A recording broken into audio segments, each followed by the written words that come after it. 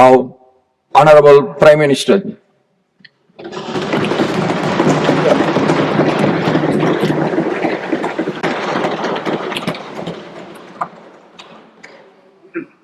आदरणीय सभापति जी,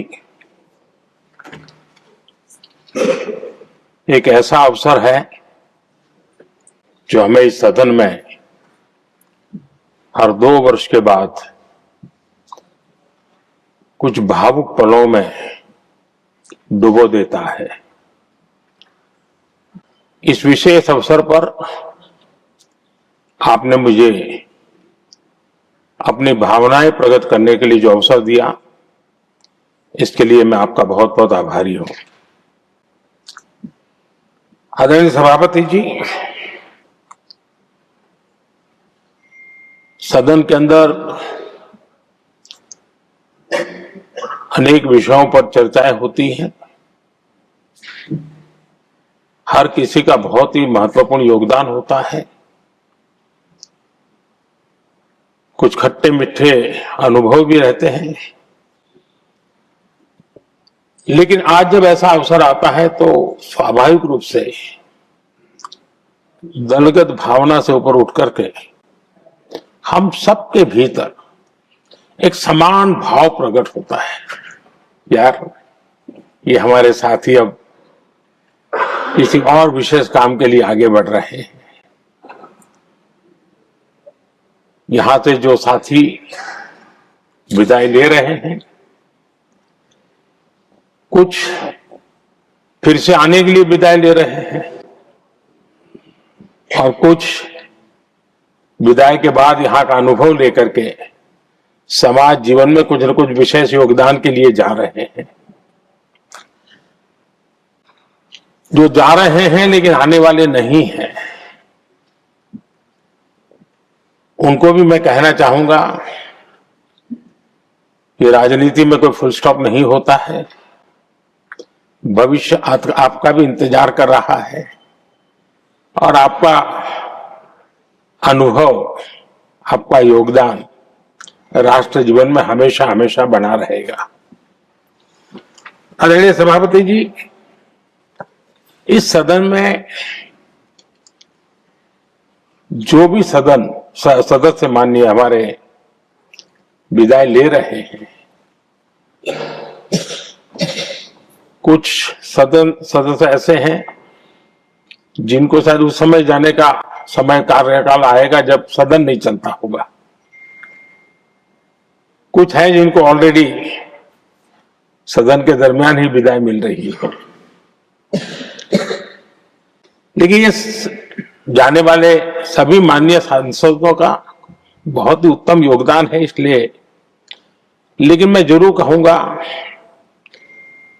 आदरणीय देवगौड़ा जी, आदरणीय खड़गे जी, आदरणीय शरद पवार जी, ये ऐसे वरिष्ठ लोग हैं जिनके जीवन का आधे से अधिक उम्र संसदीय कार्य प्रणाली में गई है और इतने लंबे अनुभव के बाद भी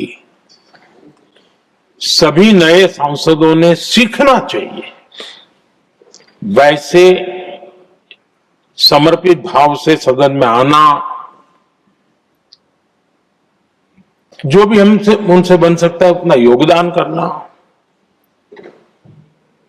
यानी समाज में से जो जिम्मेवारी मिली है उसके प्रति पूरी तरह समर्पित रहना, ये इन सब वरिष्ठ लोगों से हम जैसे सबको सीखने जैसा है और मैं उनके योगदान की भूरी भूरी सराहना करूंगा, क्योंकि इतना लंबा कार्यकाल छोटा नहीं होता, बहुत महत्वपूर्ण है।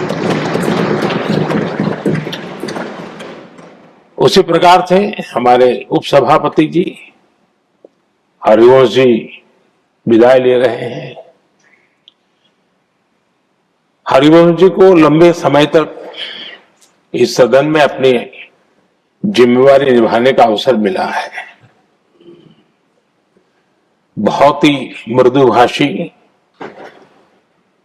सदन को चलाने में सबका विश्वास जीतने का निरंतर जिन्होंने प्रयास किया, और मैंने देखा है कि संकट के समय ज्यादातर उपसभापति के ही जिम्मे आ जाता है कि भाई आप संभाल लेना जरा। तो उनको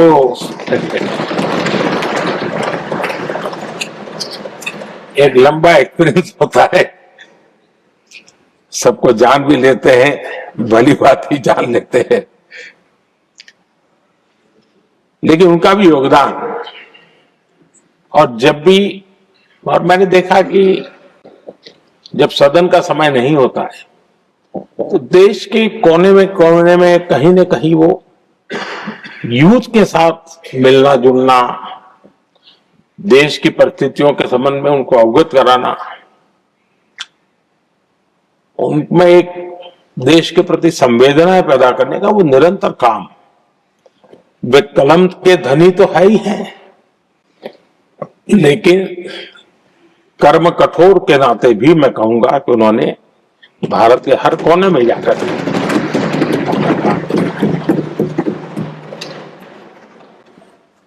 आदरणीय सभापति जी, कभी कभी किसी समय हम सुनते थे कि सदन में बहुत ही हास्य विनोद व्यंग्य का अवसर मिलता रहता है।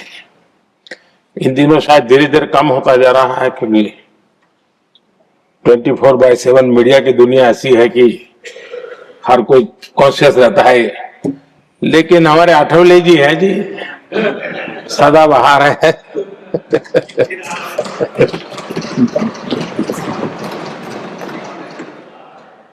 आठवले जी जा रहे हैं, लेकिन यहाँ पर किसी को खोट महसूस नहीं होगी, वो व्यंग्य विनोद भरपूर परोसते रहेंगे। जब मुझे पूरा भरोसा है। आदरणीय सभापति जी, सदन में से हर 2 साल के अंतराल के बाद एक बड़ा समूह हमारे बीच से जाता है, लेकिन ये ऐसी व्यवस्था है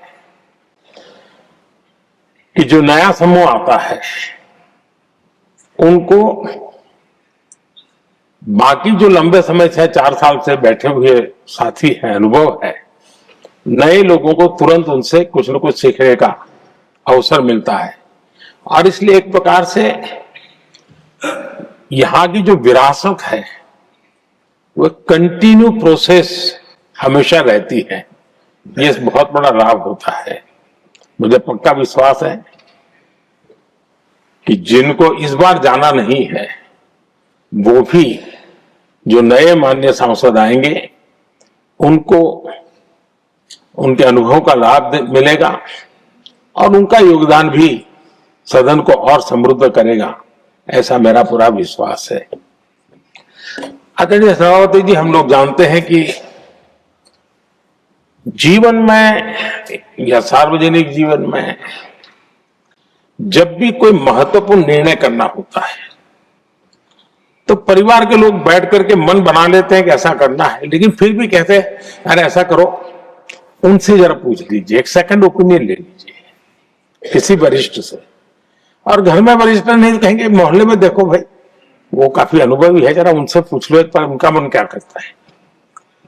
अगर कोई बीमार है तो भी कहते हैं यार ऐसा करो भाई, एक और डॉक्टर से जरा ओपिनियन ले लो। सेकंड ओपिनियन का बहुत महत्व होता है।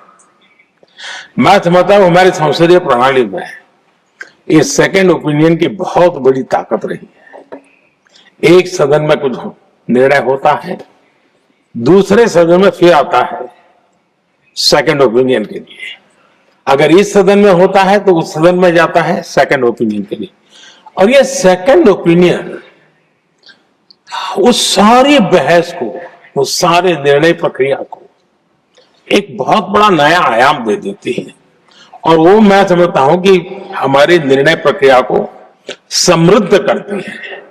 तो इसलिए सदन में जो माननीय सांसद बैठते हैं उनके लिए एक खुलापन रहता है कि भाई चलो इस सदन में नहीं तो उस सदन में एक अच्छा ओपिनियन नया आएगा, उस सदन में नहीं तो इस सदन में एक नया ओपिनियन आएगा। तो ये सेकंड ओपिनियन ये हमारे लोकतंत्र में एक बहुत बड़ा कंट्रीब्यूशन है, जो जिस विरासत को हमें संभालना, हमारे जो माननीय सांसद विदाई ले रहे हैं उनका तो योगदान रहा ही है और इसके लिए भी मैं उनका साधुवाद करता हूं। आदरणीय सभापति जी, जो हमारे माननीय सांसद विदाई ले रहे हैं, बहुत आने वाले दिनों में तो शायद ये अवसर रहने वाला ही नहीं है, लेकिन ये माननीय सांसद ऐसे हैं कि जिनको पुराने संसद के भवन में भी बैठने का मौका मिला और नए संसद भवन में भी बैठने का मौका मिला। इनको दोनों इमारतों में उनको राष्ट्र के कल्याण के लिए अपना योगदान देने का अवसर मिला है और उनके कार्यकाल में ही उनको इस नए सदन की निर्माण प्रक्रिया में और नए सदन की निर्णय प्रक्रिया में भी हिस्सा बनने का अवसर मिला है। वो एक विशेष उनके जीवन में याद रहेगी, नई स्मृति रहेगी। आदरणीय सभापति जी, मैं सभी माननीय सांसदों के, और मैं मानता हूं कि ये सदन अपने आप में एक बहुत बड़ी ओपन यूनिवर्सिटी है। राष्ट्र जीवन की कई बारीकियों से परिचित होने का अवसर सदन में प्राप्त होता है। एक प्रकार से हमारी यहां शिक्षा भी होती है, हमारी दीक्षा भी होती है।